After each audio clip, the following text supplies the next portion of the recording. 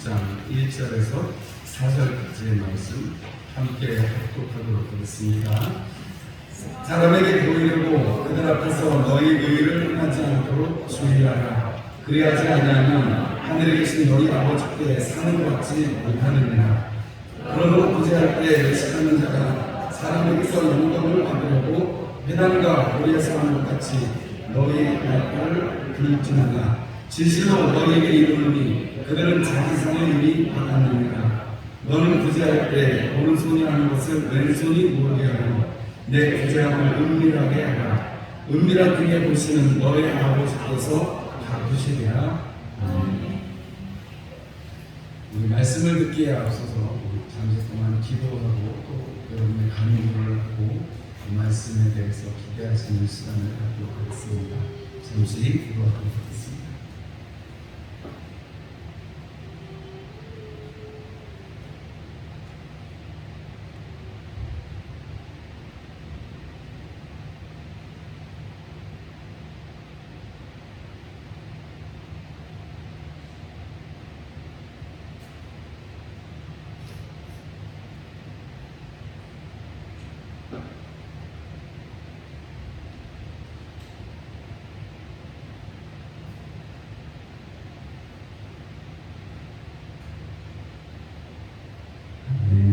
우리 옆에 있는 분들과 인사 나누시겠습니다.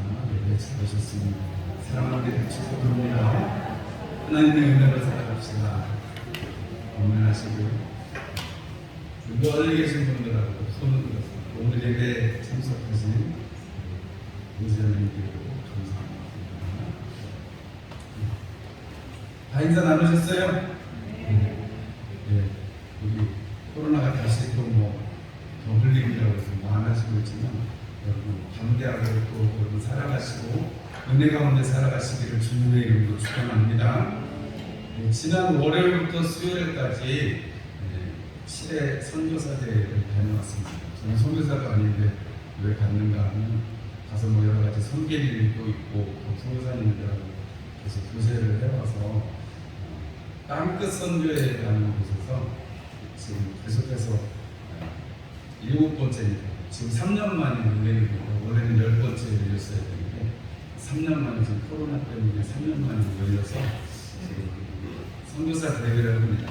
보통 다른 데서는 선교 대회 그래서 다 이렇게 모여서 이렇게 하는데 저희는 좀 땅끝 선교회라고 이전에 춘천교회 원로 목사님이신 조영호 목사님이 회장을 하고 계시는 선교회인데 거기서 시작해가지고 선교사님들을 그냥 불러서 위로하는 그런 시간을 갖자. 그래서 그런 취지로 추진을 해서 지금까지 7회 대회가 됐습니다.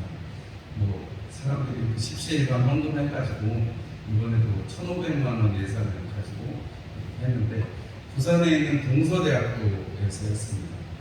동서대학교는 요새 유명한 국회의원 있잖아요. 장재원 국회의원이 그 아들인데 예전에 장성만 목사님이라고 유학교 쪽에 목사님이시기도 하고 그 학교의 이사장님으로 학교를 발전시키는데 큰 애를 쓰셨습니다. 그 곳에 교목으로 계신 목사님이 필리핀 선교사로 계셨었는데 앞절에 선교사 대회를 하면서 다음에는 우리 학교에서 할 수 있도록 제가 애를 써오겠습니다. 그래서 이번에 좋은 시설에서 대학교회에서 집회를 하고 그리고 기숙사에서 잤는데 2인 1실 기숙사인데 되게 좋더라고요. 에어컨도 하고 잘 나가고 그래서 밥도 맛있는 거 드셔서 해주시고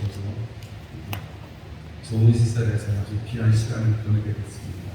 그래서 저는 그렇게 열심히 한 것도 아닌데 목이 쉬어가지고 저 굉장히 시실하게 한 게 아니고 목이 좀 약한가 봐요. 요새 그래서 오해는 하지 마시고 목이 조금 쉬었는데 다녀오면서 제가 처음에 그 학교를 들어가면서 그 수요일 날도 제가 그런 말씀을 드렸는데 제가 그 학교가 3개 그 안에 있거든요. 동서대학교가 있고 경남정보대학교가 있고 그 다음에 부산 디지털대학교 이 3개가 그 캠퍼스 안에 같이 있습니다.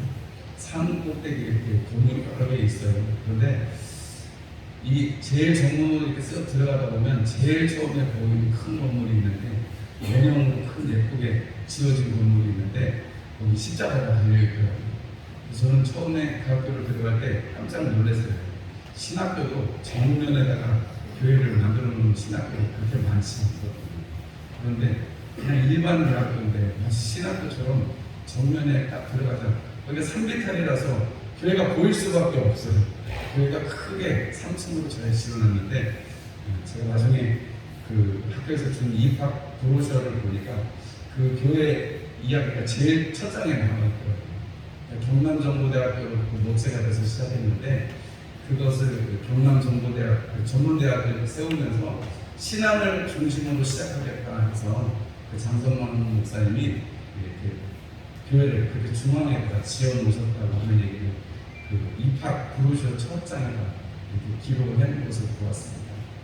제가 그걸 보면서 그냥 제 짐작으로만 가지고 있던 그 생각이 확신이 되고 그분이 6.25를 지나면서 또 동석기 전도자님을 만나서 세례를 다시금 받으면서 그분이 하나님 앞에 이 믿음의 신앙을 가지고 살아가고 또 뭐 여러 가지 뭐 이야기를 할 수 있겠습니다만 하나님 그렇게 학교를 세운 것들이 지금 이렇게 이어져 오고 있는 것을 생각하니까 참 감사하다 이런 생각이 들었어요.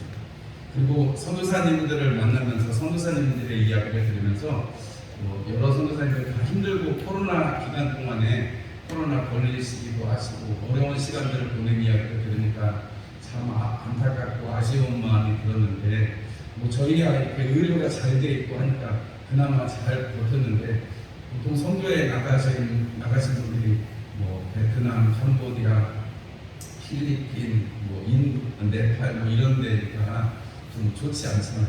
그런데도 그런 와중에 그 코로나 걸린 거 잘 이겨내고 잘 지나간 이야기. 그리고 그 중에서도 또 성도들이 또 오히려 선교사님들을 챙겨주고 또 선교사님들도 힘이 닿는 대로 성도들 현재 있는 성도들을 섬긴 이야기들을 들으니까 참 많이 은혜가 되는 시간이었습니다.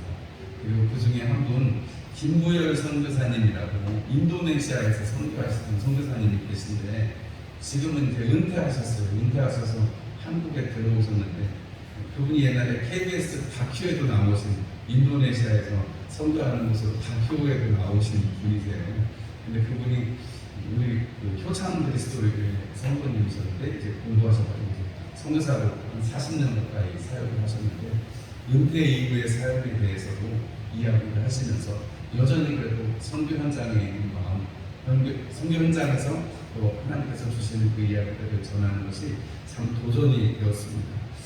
오늘 제가 그 이야기를 또 먼저 드리는 것은 지난 주간에 제가 자리를 비웠기 때문에 보고를 드리고자 하는 것도 있지만 그리고 오늘 말씀부터 이렇게 쭉 나가는 말씀을 보면 오늘 말씀의 제목이 여러분들이 주보를 보시면 아버지께서 아십니다 이런 제목입니다.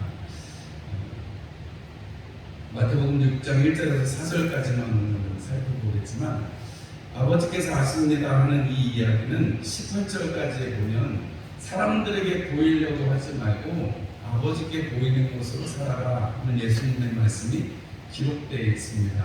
선교사대회를 하니까 선교대회를 하니까 뭐 드러나는 것도 있고 여러 또 그쪽에 대학교에 성도님들 중에 관심 있으신 분들이 시간에 같이 참석하셔서 함께 은혜를 나눴는데요.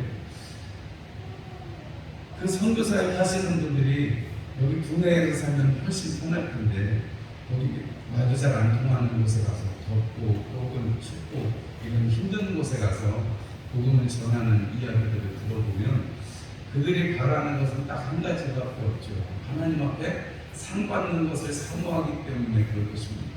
여러분 오늘 아버지께서 아십니다라고 하는 이 제목 가운데 이제 이번 주, 다음 주, 그리고 그 다음 주까지 해서 주님께서 우리에게 말씀하시는 구제와 기도와 금식에 대해서 우리가 조금 살펴보려고 하는데 우리가 마태복음 5장을 통해서 예수님께서 산상수훈을 시작하시면서 뭘로 시작하셨어요? 팔복으로 시작하셨잖아요. 팔복으로 시작하시고 너희들이 어떻게 살 것인지 빛과 소금처럼 살아라. 너희가 산에 있는 동네처럼 살아라. 너희의 선한 행실로 말미암아서 하나님께 영광 올려드리게 해라. 이렇게 말씀하셨어요. 그래서 주님께서 이 6장에 넘어와서는 예수님께서 1절에 이제 앞의 이야기들을 잘 마감을 지으시고 그런 상황 하에서 하나님의 말씀, 하나님 나라가 관심이 있어서 온 사람들이잖아요. 누가복음에는 이 표현을 하고 있거든요. 이 예수님의 산상수훈에 대해서 하나님 나라를 증거하시는 것으로 기록을 하고 있거든요. 그리고 하나님 나라에 대해서 하나님 나라가 그들의 것이다. 누가요? 마음이 심령이 가난한 자는, 의를 위해서 핍박을 받는 자는, 주님과 한편에 서 있는 사람들은, 그런 사람들은 천국이 저릴 것입니다. 그랬습니다. 마태복음 이제 쭉 계속해서 보겠습니다만, 하나님의 나라는 우리가 죽어서 가는 것 하나님의 나라이기도 하지만, 지금 이 땅에서 주님과 함께 동행하며 살아가는 것이 하나님 나라입니다. 하나님 말씀대로 살아가는 것, 말씀의 지배를 받는 것이 하나님 나라입니다. 그래서 제가 지난주에 그런 말씀 드렸잖아요. 대사관에 딱 들어가면, 대사관에 들어가는 순간 그 나라 국기, 그 나라 미국이면 미국, 일본이면 일본, 아니면 티니지, 아프리카의 티니지라는 나라 있거든요. 티니지 대사관 딱 들어가면 그 발 한 숟갈 한 발걸음 내딛는 그 순간부터 대한민국에서 티니지로, 일본으로, 미국으로 이렇게 변하게 되는 것입니다. 다스리는 법령이 달라요. 들어가기 전까지는 대한민국의 법령이지만, 여러분 그 대사관에 한 발자국이라도 들이키면 여러분 그 순간부터 그 나라의 법을 받게 되는 것입니다. 여러분들 하나님을 아버지로 부르시죠? 예수님을 나의 구주, 나의 하나님으로 부르시죠? 주님 다시 오실 것을 믿으시죠? 그리고 우리가 하나님 나라에 갈 것을 믿으시죠? 여러분, 우리는 그러면 하나님 나라의 법으로 살아가는 사람들입니다. 우리가 이 땅에 몸을 두고 있지만 우리의 이 몸과 이 마음과 영혼은 모두 하나님께 속해 있는 것입니다. 왜냐하면 지금 잠시 잠깐 심판을 기다리고 있는 세상이기는 하지만 이것조차도 하나님께서 다스리시는 세상이시기 때문에 온 우주 만물이 하나님의 다스리시는 가운데 있기 때문에 하나님의 은혜로 살아가기 때문에 우리는 하나님 나라의 삶을 사는 것입니다. 그렇기 때문에 이 땅에서 살아가는 그 순간들을 여러분 예수님께서는 1절에 이렇게 말씀하세요. 사람에게 보이려고 너희 의를 행하지 않도록 조심해라. 그랬습니다. 팔복의 맨 마지막에 의를 위하여 핍박받는 자는 복이 있나니 이렇게 말씀하셨습니다. 너희의 의, 우리의 믿음 생활, 하나님 나라의 생활이 여러분 사람들에게 보이려고 살아가는 것이 아니라 하나님 앞에 보이려고 살아가는, 하나님이 보시겠지, 하나님이 아시겠지, 하나님이 갚으시겠지 하는 심정으로 그 마음으로 살아가야 된다고 주님이 말씀을 하시는 것입니다. 예수님께서 이 땅에 하나님 나라를 살아가면서 첫 번째로는 구제를 말씀하시고, 두 번째로는 기도를 말씀하시고, 세 번째로는 금식에 대해서 말씀을 하세요. 여러분, 첫 번째로 구제에 대해서 말씀하시는 것은 우리가 의를 나타내고 선한 행실로 사람들로 하여금 하나님께 영광을 돌리게 하고, 주님이 마태복음의 말씀 5장에 말씀하셨잖아요. 마태복음 5장에 주님께서 너희들이 의를 행해서 너희 빛을 사람들 앞에 비치게 해서 착한 행실을 보고 하나님 앞에 영광을 돌려드리게 하라 하고 5장 16절에 주님이 빛과 소금에 대해서 이야기하시면서 말씀을 하셨습니다. 그렇기 때문에 여러분, 우리가 살아가는 이 세상에서는 혼자 살아가지 않습니다. 그렇기 때문에 우리가 구제를 통해서 알 수 있는 것은 하나님께서 우리에게 반드시 관계를 맺고 살아가라라는 것으로 말씀하시고 계신 것을 우리가 이해를 할 수가 있습니다. 여러분, 우리가 구제를 한다는 건 내 손을 펴서 나보다 더 어려운 사람을 돕는 거잖아요. 그런 것을 통해서 여러분 우리가 관계를 맺을 수 있고, 그것을 통해서 하나님을 대접하는 일을 할 수가 있다 하는 것입니다. 그 다음에 나오는 기도는 하나님을 향한 것입니다. 하나님 나라를 살아가면서 우리가 잊지 말아야 될 것이 늘 하나님과 동행하는 것이기요. 하나님과 함께 동행하기 때문에 우리는 그 하나님을 기억하고, 그래서 하늘에 계신 우리 아버지여 라고 예수님께서 기도를 가르쳐 주실 때에 초점을 어디에 둬요?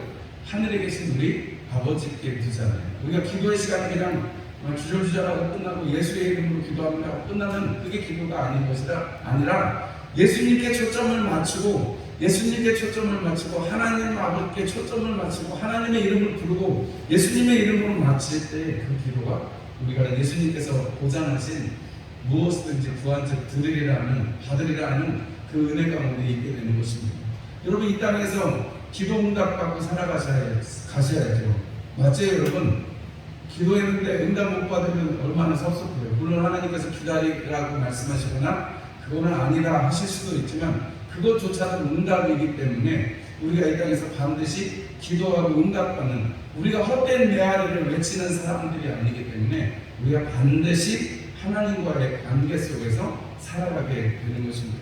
그리고 하나님 나라를 살아간다는 것은 나 자신과의 싸움이고 나 자신을 하나님 앞에 잘 준비해서 드리는 것입니다. 그래서 그런 방편으로서 주님께서는 금식을 말씀하세요. 금식을 통해서 하나님 앞에 너희 자신을 어떻게 나타낼 것인지를 생각해보라 라고 말씀하시는 거죠. 금식을 하면 힘이 빠지잖아요. 먹고 싶은 욕망이 생기잖아요. 여러분, 금식하게 되면 여러 가지 다양한 현상들이 생깁니다. 금식을 하면 안 나던 냄새도 나요. 금식하면 머릿속에서 상상으로 음식이 다 사진이 영화가 막 흘러가는 것처럼 다 나옵니다. 계획이 얼마나 많이 생기는지 몰라요. 그런데 여러분, 그 금식 속에서 발견하는 것은 금식이 끝나고 기도할 때 하나님 앞에 그렇게 부족한 내가, 하나님 이렇게 연약한 나를 부족해 주셔서 하나님의 사람 삼으시고 하나님께서 나를 사용하시기 위한 것임을 내가 깨닫습니다 하는 것이 금식을 지나서 고백하는 기도의 중심이 되더라고요. 물론 제 경험이긴 합니다만 어쨌든 이렇게 주님께서 18절까지 해서 사람에게 보이려고 하는 관계, 사람들과의 관계나 하나님과의 관계나 스스로 자신과의 관계를 여러분 잘 판단하는 것은 이렇게 구제라든지 기도라든지 금식이라는 이런 것들을 통해서 나타납니다. 여러분, 관계를 잘 하실 수 있는 여러분들이 되시기를 바랍니다. 특별히 그래서 주님께서 1절에 사람들에게 보이려고 하지 말아라 하는 것이죠. 그러면 사람들에게 보이려고 한다는 것은 우리 마태복음을 끝까지 쭉 관통해가는 하있을진저 외식하는 자들이여 하는 바리새인과 서기관들, 외식이 뭐예요? 보이려고 하는 거예요. 여러분, 보이려고 하는 것이 아니라 진심으로 하는 것에 여러분 거기에 초점이 있는 것입니다. 그래서 주님께서 마음과 뜻과 정성을 다해서 주님 앞에 나오는 것을 원하세요. 여러분, 이 시간에도 여러분들의 말씀이 여러분들의 귓가에 들려주시고 여러분의 마음에 심기실 때 여러분 그것이 여러분들 안에서 잎이 피어나고 꽃이 피어나고 열매 맺을 것을 여러분 상상하시고 기대하시고 주님 앞에 기도하는 심령으로 말씀을 들으시고 또 여러분들이 그렇게 여러분 이 시간을 보내시기를 주님의 이름으로 축원합니다. 여러분, 보이려고 우리가 예배 시간에 나온 거 아니잖아요. 여러분, 이 시간에 누구 좋으라고 예배에 나오실 분 있어요? 아니잖아요. 사람들한테 보일 것이 아니라 여러분, 여기는 최선홍 목사한테 잘 보인다고 떡 하나도 떨어지는 게 없습니다. 물론 제가 가끔가다 떡도 드리기도 하고 국도 끓여서 드리기도 하고 하지만 여러분, 지금까지 제가 해드릴 수 있는 건 없어요. 제가 해드릴 수 있는 건 말씀밖에 없습니다. 하나님의 나라를 여러분들에게 맛보게 해드리는 것밖에 없습니다. 여러분들이 사람들에게 보일 것이 아니라 하나님께 나의 믿음을 보이고 하나님께 나의 믿음을 제물로 드릴 수 있는, 여러분의 산제사로 드릴 수 있는 여러분들이 되시기를 바랍니다. 우리가 의를 행하는 것, 우리의 믿음 속에서 살아가는 것 여러분 주의해야 된다고 예수님은 경계를 하십니다. 주의하지 않으면 우리가 곁길로 빠질 수밖에 없다는 거죠. 앞에 정확하게 목표물을 보고 막 달려가지 않으면 가다가 딴 데 한눈을 팔면 어느샌가 그 선에서 벗어나 있습니다. 여러분, 경기하는 자가 법대로 경기해야 된다고 성경은 말씀합니다. 법대로 경기하지 않으면 여러분 그 길을 따라서 가지 않으면 여러분 보이려고 하는 것이 아니라 나 자신을 잘 지켜서 하나님 앞에 가지 않으면 여러분 그것은 되지 않는다는 것입니다. 왜냐하면 하늘에 계신 너희 아버지께 상을 받지 못한다라고 말씀합니다. 여러분이 잘 아시는 히브리서 11장 6절 말씀에 하나님 믿음이 없이는 하나님을 기쁘시게 하지 못하나니 하나님께 나아가는 자는 반드시 그가 계신 것과 그가 또한 자기를 믿는 자들에게 상 주시는 이심을 잊지 말아야 된다 이렇게 말합니다. 히브리서 기자는 하나님이 계시는 것 그리고 그분이 상 주시는 분이심을 잊지 않는 것이 믿음이다라고 말하는데 오늘 예수님께서 친히 하신 말씀이에요. 하나님께서 우리에게 하나님 나라를 살아가고 있는 사람들, 하나님의 나라의 그 율법으로 하나님 나라의 그 법으로 살아가는 사람들은 하나님의 의를 행하는 산 위에 있는 동네이기 때문에 당연히 그들의 행실이 드러나게 되어 있습니다. 그럼에도 불구하고 예수님께서 보이려고 하지 말아야 한다라는 것입니다. 그러면서 그것이 구제라든지 기도라든지 금식이라든지 보이려고 하는 사람들이 있다는 거예요. 근데 보이려고 할 것이 아니라 은밀한 중에 보시고 또 갚으시는 주님 앞에 나아가라 하는 것입니다. 여러분, 분명히 상이 있습니다. 여러분, 우리가 주님 앞에 이 구제라든지 기도라든지 금식을 하면 상이 있습니다. 구제하면 하나님이 풍족하게 해주시는 상이 있고, 기도하면 하나님이 응답하게 해주시는, 응답 주시는 그런 상이 있고, 그 다음에 금식하면 여러분 흉하게 결과를 끊어내고 우리의 간절한 마음을 하나님 앞에 나타내는, 우리 자신이 성숙할 수 있는 은혜를 받게 되는 것입니다. 보이려고 한다는 것을 우리가 한번 살펴보면 주변에 누가 있으니까 그런 거거든요. 그런데 여러분, 그 누가 있는 것에 신경을 쓰지 말고 이 외식하는 보이려고 한다라는 말이 뭐냐면 마치 배우처럼 되었다, 보이려고 한다, 그런 뜻이거든요. 마치 배우가 되면 그 역할을 나타내기 위해서, 그 사람은 그렇지 않은데 때로는 그게 좋은 역할이든 나쁜 역할이든 여러분 그 배우가 되는 순간에 하나의 가면을 쓰는 거나 마찬가지잖아요. 그런데 그런 외식의 가면을 쓰는 것이 안 된다라는 것입니다. 여러분, 오늘 여기 외식하는 자들 영광을 받으려고 하는다 이렇게 표현하는데, 여러분 보통 영광은 하나님께 올려드리는 것입니다. 그런데 이 구제를 하면서 사람들이 보이는 구제를 한다는 것은 자기 평판이 좋아지려고, 자기 명예가 높아지려고 한다라고 말씀하세요. 여러분, 구제라는 것이 예수님께서 지금 이렇게 말씀하시지만 예수님만 말씀하신 것이 아니라 이미 출애굽할 때부터 여러분 가나안에 들어가거든 여러분 너희들 이렇게 살아라고 신명기에 말씀하실 때 주님께서 이렇게 말씀하셨습니다. 가난한 자가 보이거든 반드시 그에게 구워줘라, 넉넉히 구워줘라, 이렇게 말씀을 합니다.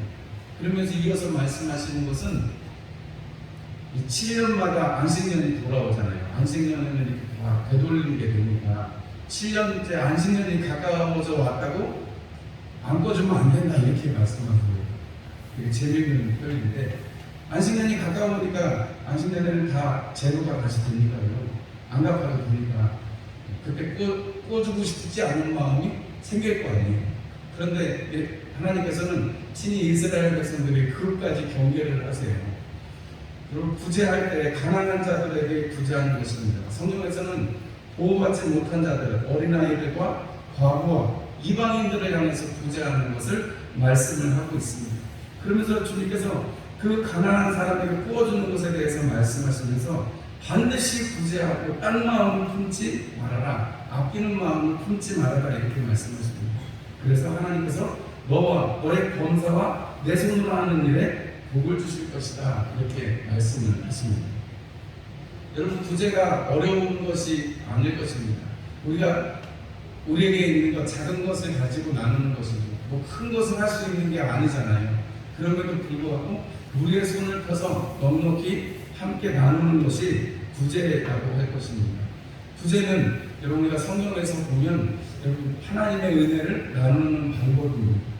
여러분, 거기 에스더의 말씀을 보면 에스더와 모르드게가 여러 가지 고난과 고초를 겪고 모든 일들이 해결된 다음에 나오는 말씀이 9장에 나타나 있는데, 9장에 보면 대적에게서 벗어난 그날에 잔치를 베풀고 서로 즐기고 연락하고 또 서로 선물을 주고 그리고 가난한 자를 구제하라는 명령을 내립니다. 여러분, 그렇게 구원받고 이 유다 민족이 전부 진멸을 당할 그 명령이 도리어 받아가지고 하나님 앞에 은혜를 얻는 명령이 된 다음에 그들이 생명의 구원을 받은 다음에 여러분 내리는 명령 가운데 잔치하고 서로 먹고 마시고 즐거워하고 맨 마지막에 보면 가난한 자들을 구제하라 하는 명령으로 나옵니다. 신명기에 가나안 땅에 들어가서도 그렇게 말씀하시고 있고, 지금 포로에 잡혀있는 상황 속에서도 하나님의 말씀대로 구제까지 하는 것을 이스라엘 백성들에게 말씀을 하고 있는 것입니다. 그리고 여러분, 신약 성경에 오면 여러분 구제를 열심히 해서 하나님 앞에 기억된 사람이 한 사람이 있습니다. 우리 사도행전 10장에 보면 고넬료라는 백부장의 이야기가 나오는데, 그는 로마 사람이었지만 이달리아의 백부장이었지만 하나님께서 친히 천사의 입술을 통해서 말씀하세요. 내 기도와 구제가 하나님 앞에 상달되었다라고 말씀합니다. 기도와 구제라고 분명하게 성경은 기록을 하고 있습니다. 기도와 구제, 그가 금식을 했는지까지는 잘 모르겠습니다만 성경에 천사의 글씨를 통해서 내 기도와 구제가 하나님 앞에 기억된 바 되었다 이렇게 말씀합니다. 여러분, 이 구제를 우리가 하나님 앞에 가난한 자들을 돌보고 또 그 백성들을 돌보는 것이 이방인인 이 고넬료를 통해서 되었을 때에 이방인 그 고넬료의 집에 베드로가 초청을 받아서 가서 이방인에게도 복음이 증거되어지는 역사가 기록이 되어지죠. 그리고 그 기록을 통해서 그 다음에 베드로의 바톤을 이어받아서, 물론 베드로도 나가서 전합니다만 베드로의 바톤을 이어받아서 여러분 사도 바울이 이렇게 소아시아에 복음을 증거하게 되는 모습을 보면, 여러분 이 고넬료라는 사람이 흩어 구제하고 하나님 앞에 신실한 믿음을 가지고 기도하게 된 그 일을 통해서 여러분 이방인을 향한 문이 열리고 바울이 이어져서 계속해서 이방인을 향한, 결국은 우리에게까지 이른 하나님의 말씀이 어떻게 역사가 되었는지를 우리는 성경을 통해서 알 수가 있습니다. 우리 신앙의 여러분 요소 중에 한 가지는 구제하는 것입니다. 이것은 그냥 해도 좋고 안 해도 좋은 것이 아니라 반드시 해야 되는 것이고, 하나님이 우리를 기억하시고 우리를 상주실 수 있는 방법 중에 한 가지가 구제하는 것입니다.